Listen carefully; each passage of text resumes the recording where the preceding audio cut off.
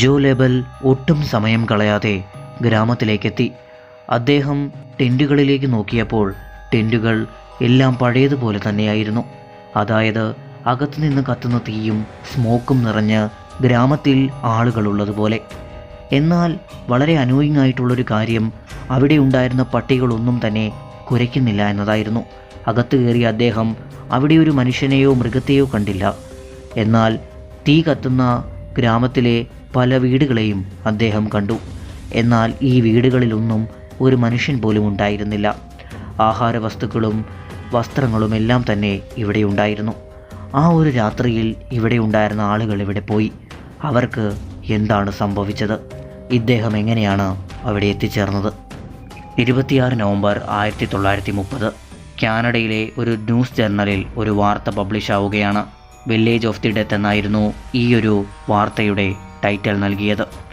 ഒരു രാത്രി കൊണ്ട് ഒരു ഗ്രാമത്തിലെ മുഴുവൻ ആളുകളും കാണാതാകുന്നു, അല്ലെങ്കിൽ അവർ മുഴുവനായി ഇല്ലാതാകുന്നു. ആൻജികുനി ലേക്കിനടുത്തുള്ള എസ്കിമോ ട്രൈബ്, ഇവരെയാണ് ആ രാത്രി കൊണ്ട് കാണാതായത്. 100 മുതൽ 150 വരെ ആളുകളാണ് ഇവിടെ ഉണ്ടായിരുന്നത്. ഈ ഒരു പ്രദേശം വളരെയധികം വിജനമായിരുന്നു. മില്യൺസ് ഓഫ് സ്ക്വയർ കിലോമീറ്ററിൽ ഈ ഒരു പ്രദേശത്ത് താമസിക്കുന്ന ആളുകൾ 1000-നടുത്ത് മാത്രമാണ് ഉണ്ടായിരുന്നത്. കാരണം ഇവിടുത്തെ ഹാർഷ് ടെമ്പറേച്ചർ തന്നെയാണ്. ഇവിടെയുള്ള തണുപ്പിൽ സർവൈവ് ചെയ്യുക എന്നുള്ളത് വളരെ പാടാണ്.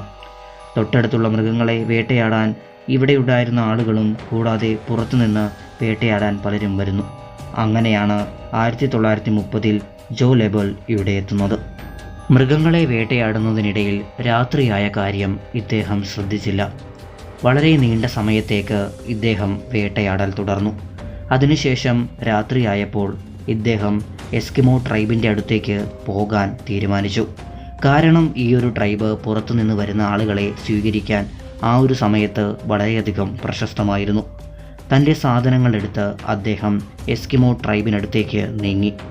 നിലാവിനാൽ തിളങ്ങി നിൽക്കുന്ന ആ ഒരു രാത്രിയിൽ ദൂരമെങ്ങും ഒരു മനുഷ്യനെയും അല്ലെങ്കിൽ മൃഗങ്ങളെയും കാണാൻ കഴിയാത്ത ഒരവസ്ഥ. സ്വന്തം കാൽപാദങ്ങളുടെ ശബ്ദം കേട്ട് അദ്ദേഹം മുന്നിലേക്ക് നീങ്ങി.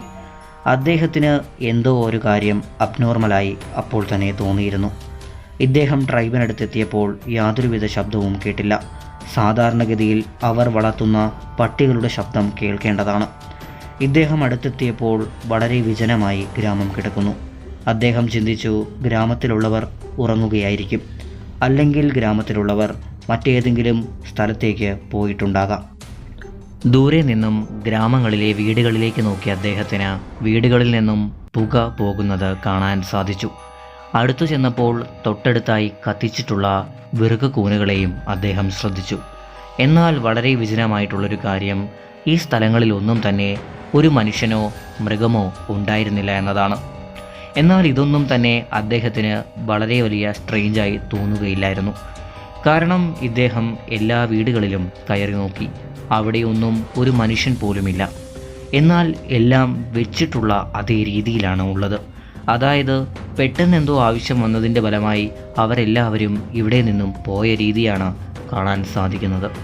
ഇതാണ് അദ്ദേഹത്തെ വളരെയധികം മിസ്റ്റീരിയസ് ആയി ഇവർക്ക് എന്ത് സംഭവിച്ചു എന്ന ചോദ്യത്തിലേക്ക് നയിച്ചത്. ആഹാരം പാകം ചെയ്യാൻ വെച്ചിരിക്കുന്ന പാത്രങ്ങളും അതേപടി അവിടെയുണ്ട്. അതായത് ഇവർക്ക് ആഹാരം കഴിക്കാൻ സാധിച്ചിട്ടില്ല. അതിനോടകം തന്നെ അവർക്ക് പോകേണ്ടതായി വന്നു. കൂടാതെ ഇവിടെ തയ്ച്ചുകൊണ്ടിരുന്ന സ്ത്രീകളുടെ വസ്തുക്കളും ഇവിടെയുണ്ട്. സൂചിയിൽ നൂല് കോർത്തിരിക്കുന്നു. അതായത് ഇവരെല്ലാവരും ഒരു കാര്യം ചെയ്തുകൊണ്ടിരിക്കുന്നതിൻ്റെ ഇടയിൽ തന്നെ പെട്ടെന്ന് എങ്ങോട്ടോ പോയി. എന്നാൽ എങ്ങോട്ട്? ഇവർക്ക് എന്താണ് സംഭവിച്ചത്? കൂടാതെ അവർ വളർത്തുന്ന പട്ടികൾ ചത്തതായി ഇദ്ദേഹം കാണുന്നു. അതായത് ഈ പട്ടികളുടെ അടുത്ത് ഫുഡ് വെച്ചിട്ടുണ്ട്, എന്നാൽ അത് എടുത്തു കൊടുക്കാത്തതിൻ്റെ ഫലമായി, ആഹാരം കിട്ടാത്തതിൻ്റെ ഫലമായി ഈ നായകളെല്ലാം തന്നെ ചത്തിരിക്കുന്നു. കൂടാതെ തൊട്ടടുത്തായി ഒരു ശവക്കുഴിയും വെട്ടിയിരിക്കുന്നു. ഇത് വെട്ടിയിട്ടും കുറേ സമയങ്ങളായിട്ടില്ല. ഇത്രയും കണ്ടതിനു ശേഷം ജോ ലേബലിന് മുൻപിൽ പല ചോദ്യങ്ങളും ഉണ്ടായി. അതായത് ഇവിടെ ഉണ്ടായിരുന്ന ആളുകൾ എങ്ങോട്ട് പോയി? എവിടെ പോയാലും തൻ്റെ പട്ടികളെ കൂടെ കൊണ്ടുപോകുന്ന ഇവരുടെ പട്ടികളെ എന്തുകൊണ്ടാണ് ഇവിടെ മരണത്തിന് വിട്ടുകൊടുത്തത്? കൂടാതെ തന്നെ ഇവർ ഏതൊരവസ്ഥയിലാണ് ഒട്ടും സമയം കളയാതെ ഇവിടെ നിന്നും പോകേണ്ടതായി വന്നത്. താൻ ചെയ്തുകൊണ്ടിരുന്ന പ്രവൃത്തി പോലും ഇവർക്ക് കംപ്ലീറ്റ് ചെയ്യാൻ പറ്റാതെ എങ്ങനെ, ആര്, എങ്ങോട്ട് ഇവരെ കൊണ്ടുപോയി? ഈ ചോദ്യങ്ങളെല്ലാം ഇദ്ദേഹത്തിൻ്റെ മനസ്സിലുണ്ടായിരുന്നു. ഒട്ടും സമയം കളയാതെ ഇദ്ദേഹം ടെലിഗ്രാഫ് ഓഫീസിലേക്ക് ചെന്നു. കൂടാതെ റോയൽ കനേഡിയൻ ഓഫീസേഴ്സിനെ ഇത് അറിയിക്കുകയും ചെയ്തു. അദ്ദേഹം ഇതറിയിച്ച അപ്പോൾ തന്നെ കനേഡിയൻ പോലീസ് ഇവിടെ എത്തിച്ചേരുകയുണ്ടായി. ജോ പറഞ്ഞ കാര്യങ്ങൾ ശരിയാണ് എന്ന് അവർക്ക് മനസ്സിലായി. അതായത് ഇവിടെ ആരെങ്കിലും ആക്രമണം നടത്തിയിട്ടുണ്ടാകാം, അല്ലെങ്കിൽ ഇവിടെ ഉണ്ടായിരുന്ന ഗ്രാമവാസികളെ ആരെങ്കിലും കൊന്നിട്ടുണ്ടാകാം. എന്നാൽ ചോരയുടെ പാടോ അല്ലെങ്കിൽ സാധനങ്ങൾ മറിച്ചിടുന്ന അട്ടിമറിയുടെ പാടോ ഒന്നും തന്നെ ഇവിടെ ഉണ്ടായിരുന്നില്ല. അതായത് നിന്ന നിൽപ്പിൽ തന്നെ ഇവരെല്ലാവരും ഇവിടെ നിന്നും പോയി. എന്നാൽ വളരെ മിസ്റ്റീരിയസ് ആയിട്ടുള്ളൊരു കാര്യം, ഇവിടെ ആരുടെയും ഫുട് സ്റ്റെപ്പ് കണ്ടെത്താൻ കഴിഞ്ഞില്ല എന്നതാണ്. ഈ വീടുകളെല്ലാം മഞ്ഞിനാൽ മൂടപ്പെട്ടിരുന്നു. ജോ ലെബൽ എന്ന ആ ഒരു വ്യക്തിയുടെ ഫുട് സ്റ്റെപ്സ് മാത്രമാണ് ഇവിടെ നിന്നും കണ്ടെത്താൻ സാധിച്ചത്. പുറത്തു നിന്നാരും ഇങ്ങോട്ടും വന്നിട്ടില്ല, അകത്തു നിന്നാരും പുറത്തേക്കും പോയിട്ടില്ല. പിന്നെ എങ്ങോട്ടാണ് അവർ പോയത്? റിവറിലേക്ക് നോക്കുകയാണ് എങ്കിൽ സ്നോയാൽ റിവർ മൂടപ്പെട്ടിരിക്കുന്നു. അതുകൊണ്ട് തന്നെ ബോട്ടുകൾ കൊണ്ട് ഇതിലൂടെ പോവുക എന്നത് ഇമ്പോസിബിളാണ്. കൂടാതെ ബോട്ടുകളെല്ലാം തന്നെ സമീപ പ്രദേശങ്ങളിലായി പാർക്ക് ചെയ്തിട്ടുമുണ്ട്. ഒരുപക്ഷെ ആരെങ്കിലും ഇവരെ കൊന്ന് ലേക്കിലേക്ക് ഇടുകയായിരുന്നുവെങ്കിൽ ലേക്കിൽ ചെറിയ രീതിയിലെങ്കിലും ഐസ് പാളികൾ തകർന്ന പാടുകളുണ്ടാകും. എന്നാൽ അങ്ങനെ ഒന്നും തന്നെ നമുക്ക് കണ്ടെത്താനും കഴിഞ്ഞില്ല. പിന്നീടുള്ള ഇൻവെസ്റ്റിഗേഷനിൽ തെളിഞ്ഞ മറ്റൊരു കാര്യം, 8 ദിവസങ്ങൾക്ക് മുൻപേ തന്നെ ഇവിടെ ഉണ്ടായിരുന്ന ആളുകൾ ഇവിടെ നിന്നും പോയിരുന്നു. കാരണം പട്ടികൾ 1-2 ദിവസം വിശന്നിരുന്നാൽ ചാവുകയില്ല.